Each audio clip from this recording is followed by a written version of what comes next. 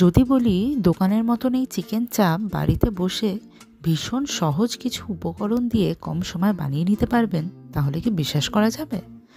নমস্কার বন্ধুরা, উদরপূর্তির ইউটিউব চ্যানেলে আপনাদের সবাইকে স্বাগত জানাই। নতুন বছরের অনেক অনেক শুভেচ্ছা। আজকে আমাদের রেসিপি চিকেন চাপ। চিকেন চাপ বানানোর জন্য প্রথমে আমরা চিকেনের বেশ কিছু বড় বড় পিসেস নিয়েছি। লেগ পিসও রয়েছে এবং ব্রেস্ট পিসও রয়েছে। সেগুলিতে প্রথমে কিছুটা কাট লাগিয়ে নেব। এরপর তার মধ্যে দিয়ে দেবো একে একে কাজু, পোস্ত, চারমগজ বাটা, আদা, রসুন, পেঁয়াজ বাটা, কিছুটা ফ্যাটানো টক দই, সামান্য পরিমাণ নুন, গোলমরিচ, কাশ্মীরি লাল লঙ্কার গুঁড়ো, কিছুটা জায়েদ ফল আমরা এইভাবে গ্রেট করে দেব এবং দিয়ে দেব জয়িত্রী, আর দেব কিছুটা পরিমাণে গরম মশলার গুঁড়ো। এরপর সব কটা উপকরণ দিয়ে ভালোভাবে চিকেনের পিসেসগুলোতে মাখিয়ে নেব এবং ম্যারিনেশনের জন্য সময় দেব মিনিমাম 1 ঘন্টা। এরপর একটি কড়াইতে তেল গরম করে তার মধ্যে দিয়ে দিচ্ছি গোটা গরম মশলা ফোড়নে এবং প্রায় 1 থেকে 1.5 ঘন্টা পর ম্যারিনেটেড চিকেনটা আমরা এইভাবে কড়াইতে দিয়ে দেব। কিছুক্ষণ পর চিকেনের পিসেসগুলো উল্টে পাল্টে করে হালকা করে ভেজে নিতে হবে।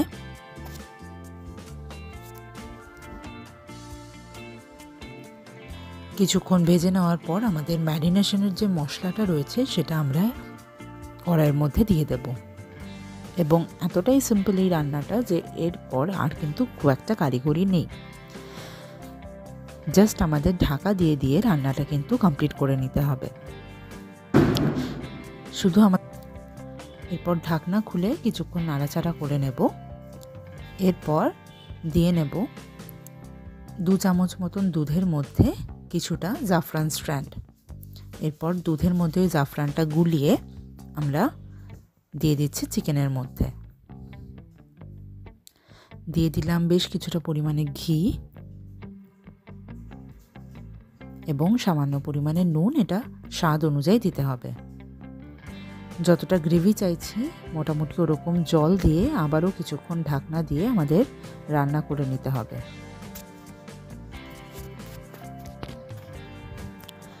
ছড়িয়ে দেব সামান্য পরিমাণে গরম মশলা। এখানে কিন্তু আমরা কোনো মিঠা আতর বা গোলাপ জলের ব্যবহার করছি না, আপনারা কিন্তু চাইলে করে নিতেই পারেন। গরম মশলা ছড়িয়ে দেওয়ার পর কিছুটা স্ট্যান্ডিং টাইমে রেখে নামিয়ে নিলেই কিন্তু রেডি চিকেন চাপ। রুটির সাথে বা বিরিয়ানির সাথে বা পরোটার সাথে সার্ভ করুন চিকেন চাপ। কেমন লাগলো রেসিপিটা অতি অবশ্যই জানাবেন। নমস্কার।